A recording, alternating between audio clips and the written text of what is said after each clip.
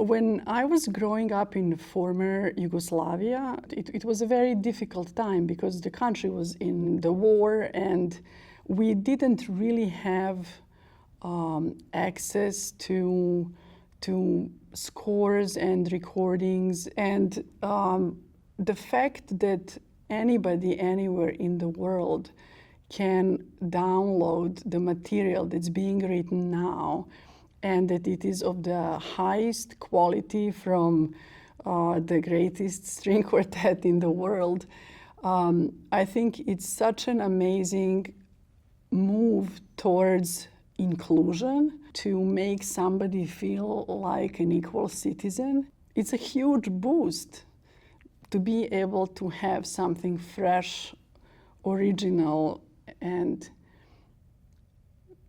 available readily. It's just great. My name is Aleksandra Vrebalov, and the piece for 50 for the Future that I wrote is called My Desert, My Rose. I think the main feature of the piece, that's not even a musical feature, but it's essential, is communication, the relationship in the quartet, the idea of individuality and what one brings to the group and what one gives to the others and what one gets from the others was the starting point for me. So I organized the piece where each of them have huge freedoms at the beginning, but then as the piece progresses, those freedoms are more and more narrowed, and they come to the place where everything locks in rhythmically, harmonically, in complex meters. So from the very start, where they could contribute widely the material the way they want to interpret, as the piece progresses, that's being lost and they really become a part of the group, where the group is not four anymore, the group is one that's being made of four.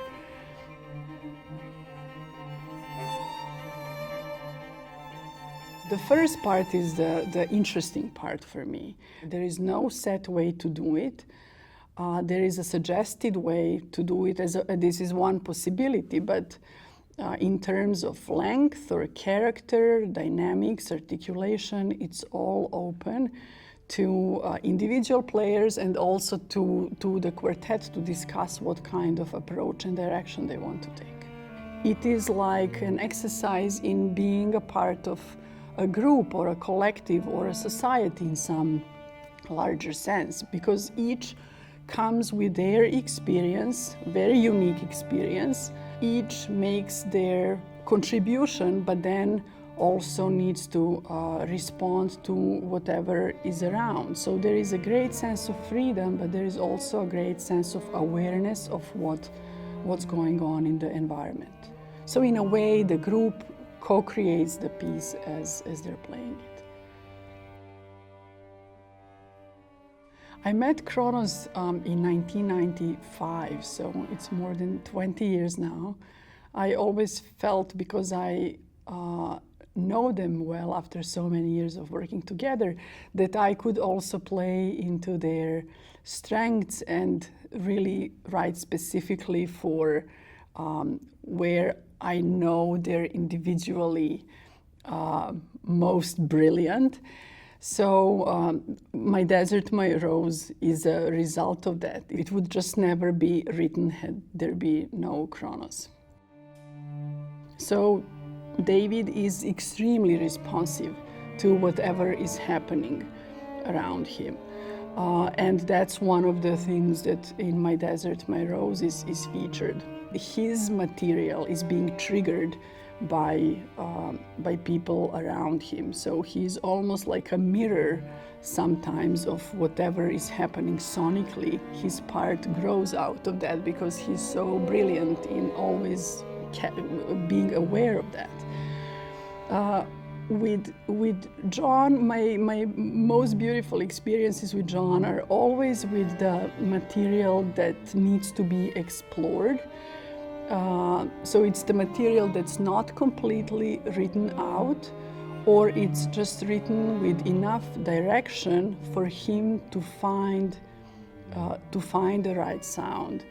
And just the beauty of his choices and how invested he is in looking for the best possible thing in character or in texture or in duration is something that I really wanted to feature. So Hank, I think, has the most beautiful viola sound that I ever heard, and his solo lines are very much exploring the color that I think is so uniquely his, which is extremely rich and warm and has the groundness of the cello sound, and then also the transparency, I would say, of high notes of violin and that precision and the clarity of tone. And then Sunny, with the whole physicality, how she uses her entire body as almost an addition of her instrument. And in My Desert, My Rose, there are a lot of segments where cello line has a completely different metric structure than the rest of the ensemble. And I was thinking about that element almost in terms of physical movement. If you would see them, you would know that John, Hank, and David would be playing one thing, even if you don't hear that segment of the piece, even without any oral reference, just by looking at them, the dance between those different parts is very obvious, because Sunny is so invested in the way she plays the instrument. And then the moment comes when her part joins the rest, and then you have the whole group moving. So it's almost like one organism. When I started the piece, I was also visualizing it and just thinking in terms of textures and how things move. So I made several sketches. It's something I do for almost all of my works. So this is a sketch this is the entire piece. At the beginning, the pattern starts with cello. So let's say this is the low, this is the high range. The colors represent more the textures and the energy than anything else. And the purple points are points where things lock in the piece. So the instrument starts one after another, and then there are moments where like four people walking from four directions meet at an intersection. They exchange something, they part ways. Then they again make their choices, almost like on a map of the city or a place that they know well, but they're always a little surprised. And then they get together, exchange what they have. They walk in sync for one block and then part again. So it's a metaphor also for life itself, where our paths cross sometimes because that's what we want, but very often just because of circumstances, coincidences, and where something in the distant past appears again. So the piece is also a metaphor for something much larger and wider than just what the notes are.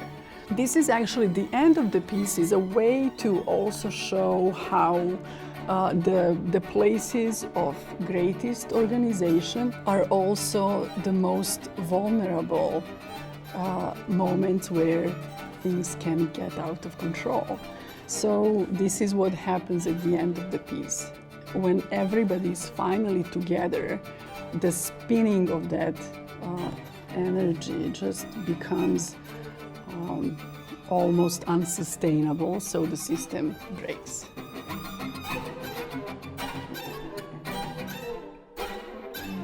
Instead of writing out the situation and knowing what it's going to be, I thought that setting up the elements and have them unfold according to the circumstance and who the specific people are who are playing is much more interesting and true to life for the performers, the audience, and everybody involved. Everything in the score is the notation as we know it. But what's different is how things are laid out, because, and I will show that.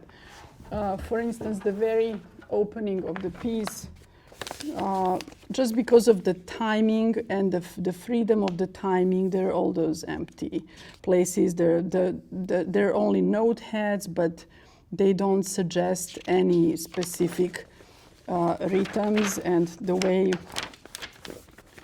the patterns line up, it's clear that there is no specific alignment. Things are floating, and I wanted it visually to be suggestive of the kind of freedom and the possibility to just come in when it feels right rather than come in when it must be.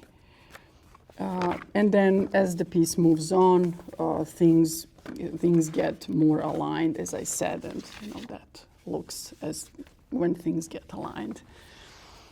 For me, hearing different groups, it's always the very beginning is always the most amazing thing to hear, because it's their thing.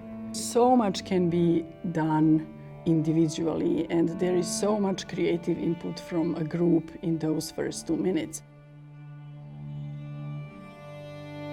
The way I would do it, if I would learn the piece not knowing it, would be to just play with possibilities and have 5 or 10 different ways to play something. And I think maybe think of it in terms of playful and free. And also there are no mistakes. I would think if something would be scary, that's that first part that's so open.